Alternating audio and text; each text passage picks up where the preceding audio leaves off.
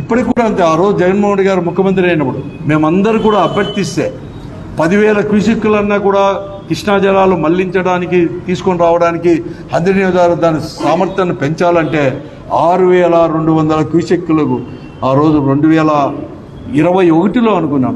GO కూడా ఇచ్చేసి అన్నాడు, కానీ పనులు మాత్రం ప్రారంభం కాలేదు. ఈరోజు మరొక మారు కూడా దాన్ని 2,200 క్యూసెక్లు మాత్రమే వస్తున్న హంద్రి నీవా సామర్థ్యాన్ని 3,850కి మాత్రమే వేస్తున్నారు. నేను గతంలో కూడా ఈ ఆర్థిక శాఖ మంత్రుల వారికి కానీ ప్రభుత్వానికి కూడా లేఖ కూడా రాయడం జరిగింది.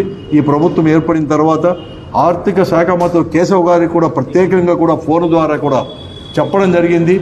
3,850 బదులు 6,200కైనా సామర్థ్యంతో కూడా కాలువను విస్తరించండి. భవిష్యత్తులో రాయలసీమ ప్రాంతానికంతా ఉపయోగపడుతుంది. కేవలం 3,850తోనే ఉంటే అక్కడ పోలవరం ప్రాజెక్ట్ అయిన తర్వాత మనకు నీరు తీసుకొని రావాలనే కాదు. కాబట్టి ఒకటే పారే 6,200తో అయినా కూడా దాని సామర్థ్యాన్ని విస్తరించండి అంటే దానికి కూడా లేకుండా ఈరోజు మళ్ళీ కూడా 3,850కి మాత్రమే విస్తరించాలని చెప్పి ఒక నిర్ణయాన్ని కూడా తీసుకొని ముందుకు పోయేకి, అది కూడా పూర్తి కేటాయింపులు జరగలేదు ఈ బడ్జెట్లో.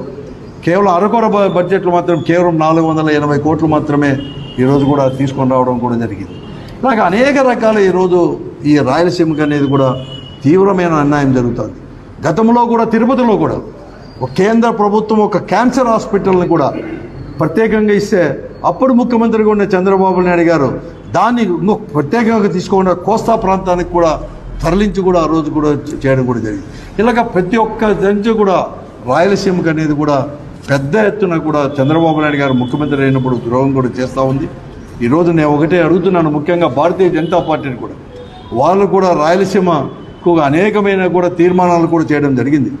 మరీ ముఖ్యంగా ఈరోజు పార్లమెంటు సభ్యురాలు అలాగే బీజేపీ రాష్ట్ర అధ్యక్షురాలైనటువంటి పురంధేశ్వరి నాయకత్వంలో కూడా కర్నూలులో కూడా ఒక తీర్మానం కూడా పెద్ద సమావేశం ఏర్పాటు చేసి హైకోర్టు కర్నూలుకు రావాలని చెప్పి కూడా తీర్మానం జరిగింది.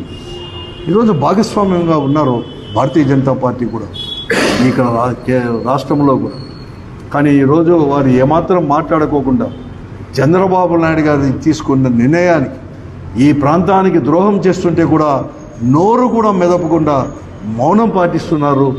ఇది కూడా పెద్ద ఎత్తున కూడా భారతీయ జనతా పార్టీ చేసే ద్రోహం ఈ రాయలసీమకు.